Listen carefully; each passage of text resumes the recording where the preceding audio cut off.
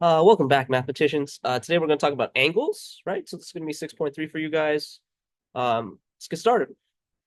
So go ahead and pause it if you have to and write these down so that you can get the maximum out of this notes. The first thing we're going to see is going to be just some definition stuff, right? So we have rays, right? So BC and AB are going to be rays, right? So those two guys are rays, right? So if you notice B change colors here.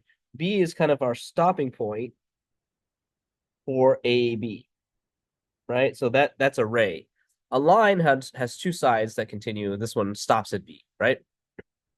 Really important. B is going to be our vertex, right? So B is our vertex, um, and A, B, and B, C we're going to refer to as sides, right? So when we say these things, we're going to say that we're going to have three letters. The measure of ABC is going to be 60, right?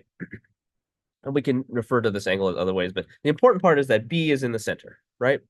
That B is going to be our vertex. So next, again, write these down so that you can get the maximum out of it. But I'm going to start with the right angles, right? So right angles means that we're at a 90-degree angle. How do we symbolize that? Well, we put a little square in the middle here, show that's 90 degrees, right? And that's going to be kind of a useful tool for us. Any smaller than 90 degrees is going to be called acute. So less than 90 degrees is acute, and greater than 90 degrees is going to be obtuse, and we also have a straight angle on occasion, right? So this is a straight line, right? Or an angle that is equal to 180. So our first example here, we have something that has a line or an angle JKL, right? And we could say it a few different ways. So we're going to start with the vertex, or the middle part, is going to be K, and it has the sides of KJ and KL.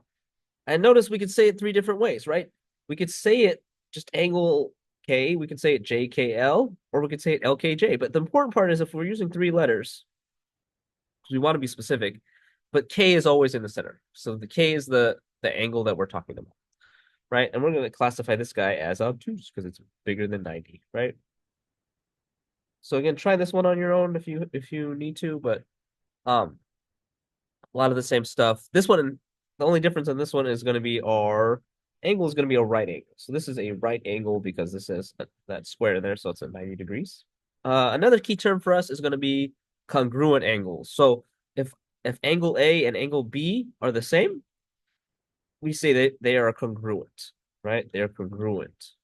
Um, but you can also talk about the amount, right? So another way we can talk about it is the measure. The measure of the angle is of angle A is equal to the measure of angle B. Notice that our symbols here are a little bit different. So this one's equal because the values are the same. This one's congruent because the angles are the same.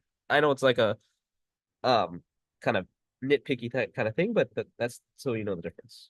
So an angle bisector is going to be a useful tool for us. And what it is that for line BD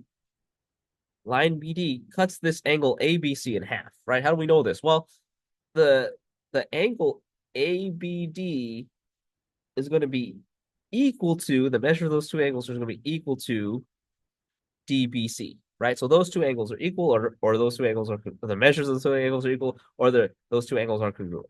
So that's how we know that those are angle bisectors, right? So it cuts it in half essentially. Bisector half cuts into two equal pieces. We also have a tool called a perpendicular line, right? So that one's pretty easy. The hard part of this is just symbolizing it. We're going to use this symbol. That's going to be that those two lines are perpendicular, right? So again, we show it on the graph with one of those. Yeah. Um, Even better, we have another tool called a perpendicular bisector. So these two lines are not only perpendicular, but you also see that uh, LM cuts PQ in half, right? So PN and NP or NQ are the same, right? So that's going to be a useful tool for us as well. So again, try example 3 on your own. I'm going to show it just a little bit. Yours might be a little bit different. Just keep in mind that this one's going to be real important. So our angle bisector is BD, right? So double check that one. And that our congruent angles are right here, and they're also labeled. Oops. You can also see that they're labeled here and here. right? An obtuse angle might change from person to person. That's fine.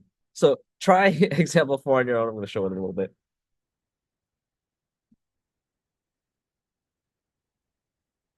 Okay, so double check your work, make sure that it is all correct.